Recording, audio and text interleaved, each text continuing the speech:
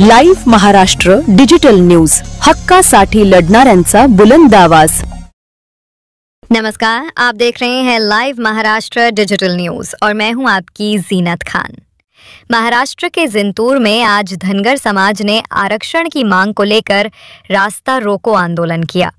इस आंदोलन की सबसे बड़ी खासियत रही बोरी गांव से आई भारी भीड़।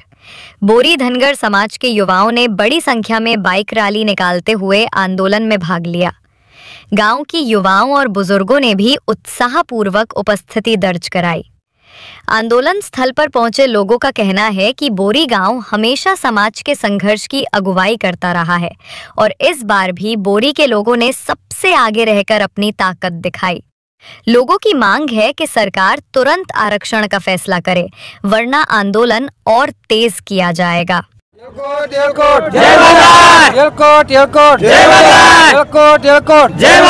एसटी आरक्षणाची अंमलबजावणी झालीच पाहिजे। एसटी आरक्षणाची अंमलबजावणी झालीच पाहिजे। एसटी आरक्षणाची अंमलबजावणी झालीच पाहिजे। दीपक बोराडे साहेब, तुम आगे बढ़ो, हम तुम्हारे साथ हैं। दीपक बोराडे साहेब, तुम आगे बढ़ो, हम तुम्हारे साथ हैं। दीपक बोराडे साहेब, तुम आगे बढ़ो, हम तुम्हारे साथ हैं। जालन्यामध्ये जे उपोषण चालू आहे, दीपक बोराडे साहेब आमचे 15 दिवसापासून उपाशी पोटी धनगर समाजाच्या मुलाबाळासाठी रात उपाशी आहेत, जीवाचं पाणी करत आहेत। त्यांच्या पाठिंबा म्हणून आम्ही सर्व धनगर समाज इथं रास्ता रोको इथे बोरी होऊन आलेलो आहे। तरी सर्व धनगर समाजात त्यांना पाठिंबा आहे। पुढील समजा जे दिशा दीपक भाऊ जे ठरवतील ते आमच्या सर्व समाजाला मान्य आहे आणि ते म्हणतील ते आम्ही आमच्या धनगर समाज दीपक भाऊ बोराडे यांच्या मार्गदर्शनाखाली जे काही आरक्षणाचा मुद्दा जो लागून आहे आणि ते आम्ही कायद्यानुसार संविधानिकरित्या आम्ही मागत आहोत। आम्ही काय कोणाचं हिसकून किंवा आगाऊपणा, धनगर समाज हा एक तर कोणाच्या वाकड्यात नसतो, कधी न्यायाला सोडून किंवा संविधानाला सोडून काही मागणी करत नसतो। जे आमच्या गॅजेटमध्ये ते हैदराबादनुसार जे आमची 36 क्रमांकावरती संविधानावरती जी नोंद आहे, आम्ही काय म्हणत नाहीत की नाही आहे किंवा खोटं नाही आहे, जी नोंद आहे त्याची फक्त लवकरात लवकर अंमलबजावणी करा आणि हा जो समाज आहे शांततेने राहणारा, संयमाने, गरीब भावनेने राहणारा समाज आहे, याचा एक सगळ्यात मोठा उद्रेक सरकारनं होऊ देऊ नये। शांततेमध्ये जसं चाललंय तशामध्ये आमची लवकरात लवकर अंमलबजावणी करावी आणि आमचं जे संविधानामध्ये जे आमचं जे काय म्हणते ते कलश आहे थोडक्यामध्ये ते आम्हाला द्यावा, एवढीच आमची मागणी आहे। देवाभाऊला देवाभाऊ देतील हे आम्ही याच्या भावनेवरती, त्यांच्या विचारावरती ठाम आहोत।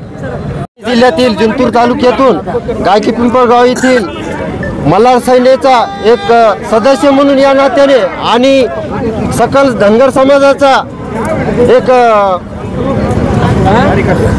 कर्तव्यदक्ष म्हणून, एक कार्यकर्ता म्हणून एक या सरकारला एक आवाहन करण्याची माझी इच्छा आहे आणि ती त्यांनी स्वीकारावी। आमची दुसरी तिसरी कुठलीही इच्छा नाही किंवा मागणी नाही। साहेब, तुम्ही फक्त जे 2014च्या निवडणुकीमध्ये जे आम्हाला धनगर समाजाला जे चॉकलेट दिलं होतं, चॉकलेट यासाठी म्हणतो की तुम्ही आतापर्यंत आम्हाला कुठल्याही प्रकारचा तुमचा शब्द तुम्ही पाळलेला नाही। धनगर समाजासाठी एसटी आरक्षणमध्ये जे तुम्ही आरक्षण देऊ केलेलं होतं आणि तेही अशा शब्दात दिलं की आम्ही पहिल्या कॅबिनेट बैठकीत आम्ही तुम्हाला आरक्षण देऊ, परंतु तुमच्या 100 कॅबिनेट झाल्या तरी धनगराला कुठलाही एक 100 रुपयाचं चॉकलेट पण दिलेलं नाही। आणि ही जी तुम्ही आमची धनगर समाजाची जी फसवणूक केली, पण लक्षात ठेवा, धनगरामध्ये एवढी ताकद आहे, प्रामाणिक तेवढाच आहे आणि तो जर धनगर समाज जर पलटला तर अख्खं सरकार उलथून पालथून पाळल्याशिवाय राहणार नाही। तुम्हाला एक कळकळीची विनंती आहे की आम्ही जोपर्यंत हा धनगर समाज शांत आहे आणि प्रामाणिक आहे तोपर्यंत तुम्ही आमचे जे जालन्यामध्ये दीपक भाऊ बोराडे साहेब जे उपोषणाला बसलेले आहेत, आज 14-15वा दिवस आहे। विचार करा, तुम्हाला जर एका टायमाचा नाश्ता नसेल तर तुमची काय अवस्था होती हे लक्षात घ्या। आमचा धनगर समाजाचा नेता, आमचा योद्धा ह्या जालन्यामध्ये आज 14-15 दिवसापासून उपाशी आहे। आम्हाला त्याची तळमळ फार आहे। आम्ही ह्या माणसाला जर काही झालं तर हे सरकार जिम्मेदार राहणार आहे आणि आम्ही याच्यापेक्षाही हे आंदोलन मोठ्या प्रमाणात आम्ही करणार आहेत। आणि आम्हाला जोपर्यंत, मला शेवटचा इशारा सांगायचा की जोपर्यंत धनगरांना एसटी प्रवर्गात एसटीचं आरक्षण देत नाहीत, कारण आम्ही कोणाचं मागत नाहीत, कारण